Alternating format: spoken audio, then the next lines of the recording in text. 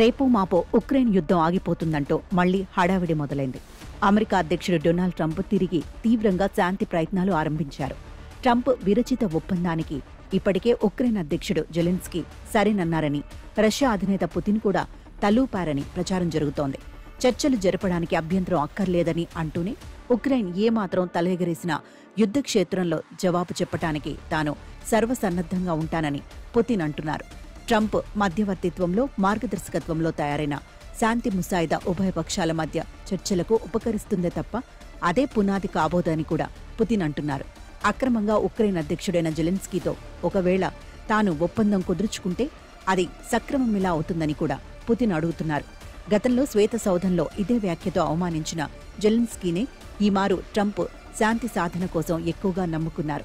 రేపో మాపో యుద్ధం ఆగుతుందన్న స్థాయిలో ట్రంప్ వ్యాఖ్యలు ఉంటాయి. పుతిన్ మాత్రం ఎప్పటిలాగానే చిరునవ్వుతోనే తాను అన్నది అనుకున్నదే చేస్తారు. ఉక్రెయిన్ బలగాలు తాము ఉన్న తమ ఆధీనంలో ఉన్న ప్రాంతాలను విడిచిపెట్టిపోతేనే యుద్ధం ఆగుతుందంటున్నారు పుతిన్. యుద్ధక్షేత్రంలో రష్యా సాధించిన విజయాలు, రేపటి రోజుల్లో దాని ప్రయోజనాల పరిరక్షణ పునాదిగానే ఒప్పందం ఉండాలన్నారు ఆయన. ఒప్పందం కుదరకపోతే ఎంతకాలమైనా చక్కగా యుద్ధం చేసుకుంటానని ఆ వ్యాఖ్యల సారాంశం. ట్రంప్ కొత్త ప్రణాళికకు ఉక్రెయిన్ అంగీకరించిందని, ఏవో కొన్ని చిన్న చిన్న అంశాలు తేలడమే మిగిలిందని అమెరికన్ మీడియా అంటోంది. అమెరికాతో చర్చలు జరుగుతున్నాయని, ట్రంప్ కృషి అభినందనీయమైనదని జెలెన్స్కీ కృతజ్ఞతలు కూడా చెప్పారు. యునైటెడ్ అరబ్ ఎమిరేట్స్లో అమెరికా, రష్యా బృందాల మధ్య చర్చలు విజయవంతమయ్యాయని, ముసాయిదాలో ఉన్న కొన్ని అంశాల మీద ఉక్రెయిన్ అభ్యంతరాలను పరిగణనలోకి తీసుకొని మార్పు చేర్పులు కూడా జరిగాయని వార్తలు వచ్చాయి. వ్యవహారం ముందుకు కదులుతోందని అనుకుంటున్న తరుణంలో ఒక వార్తా సంస్థ వదిలిన కథనం శాంతి ప్రణాళిక మీద కొత్త వివాదాన్ని రేపింది.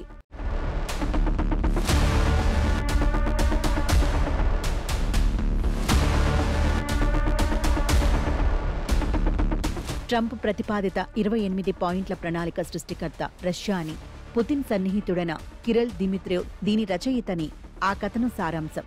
ఉక్రెయిన్తో యుద్ధం ఆపాలంటే ఈ షరతులకు అంగీకరించాల్సిందేనంటూ అక్టోబర్లో అమెరికాకు రష్యా అందించిన పత్రంలో ఉన్నవే ఈ ప్రణాళికలో చేరాయన్న ఆ కథనాన్ని అమెరికా ఖండించినప్పటికీ ముసాయిదా పూర్తిగా రష్యాకు అనుకూలంగా ఉన్నదన్న యూరప్ దేశాల విమర్శల నేపథ్యంలో ఓ 9 అంశాలనైతే అందులో నుంచి తొలగించిందట.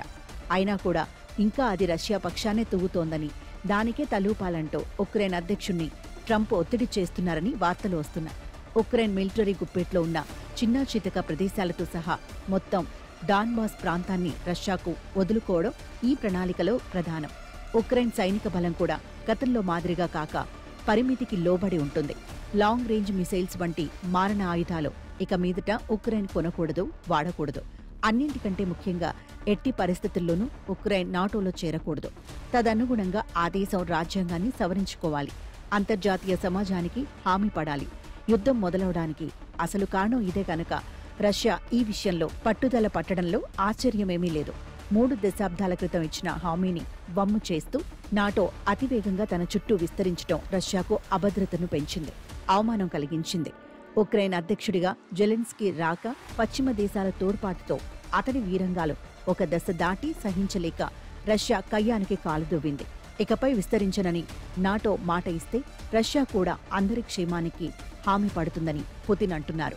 యుద్ధక్షేత్రంలో సాధించిన విజయాలను నిలుపుకోవడంతో పాటు భవిష్యత్తులో పశ్చిమ దేశాల నుంచి తనకు ఏ ప్రమాదమూ ఉండదన్న భరోసా ఏర్పడినప్పుడే రష్యా ఏ ఒప్పందానికైనా సిద్ధపడుతుంది. ఈ విషయంలో ట్రంప్ ముసాయిదా రష్యా పక్షాన ఎంత మేరకు తూగిందన్నది ప్రధానం.